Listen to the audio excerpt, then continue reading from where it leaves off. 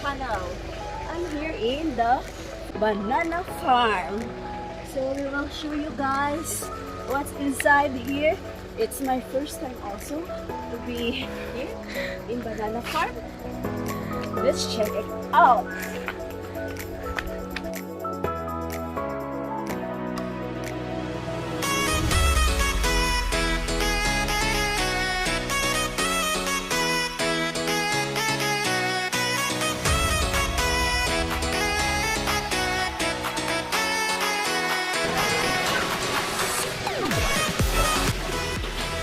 But first, before we go inside to the banana farm,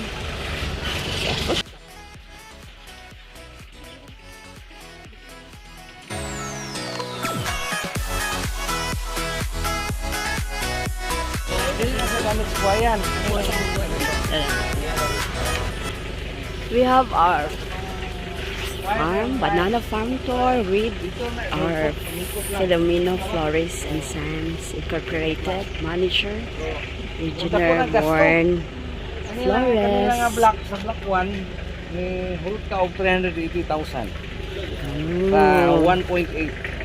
Wow. The rest sa uban nga block kawayan kay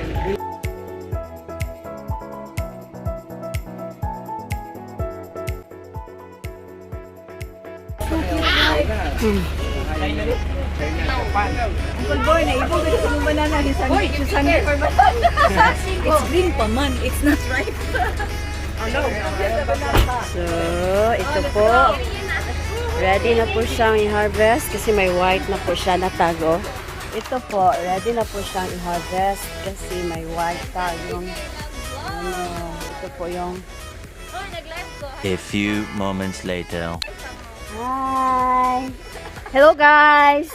Please subscribe my YouTube channel. oh my god! Wow! The banana. Ito po.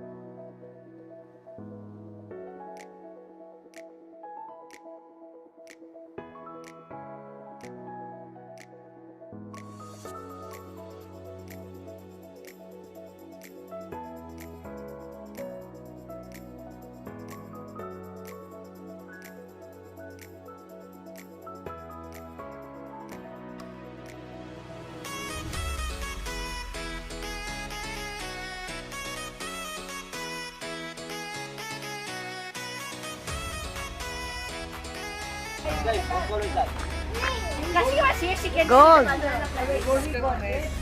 wood. So, ang bintana na siya, gikan sa wood ka ni sweet of course. Gikan pagpuso, bintana na mo. So, ganyan ang gold naman karon 13 o 14 wood pa. So, regardless siya, harveston siya, basta na tabing kubi. Yan eh. So, sa harvest na ni. Harvest na for harvest. Karong Tuesday, ang schedule. Wow. Wow, oh. Sila siya days Perfect. para before siya harvest. 14 days. I-harvest na ito, guys. A week. Wok, may tawag nila. Gikan pag puso. So, basta naitagin kay schedule me every Tuesday. Kung sobra may 1,000, 2 days among packing. Napay dagang puti.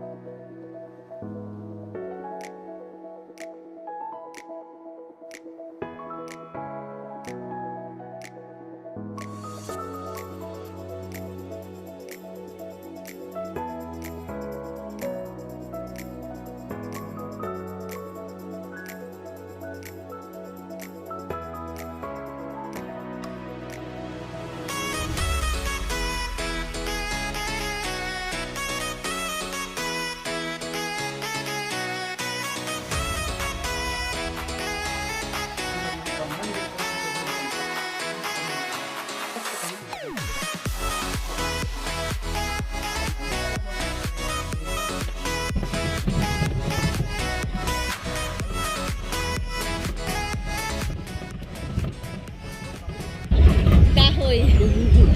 Gusto na ang kahoy gusto na. tree.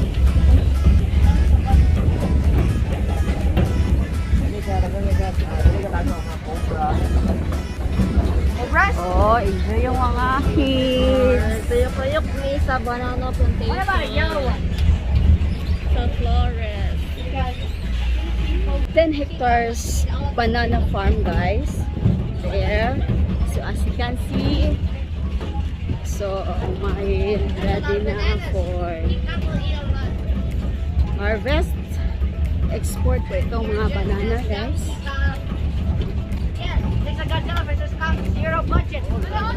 Love.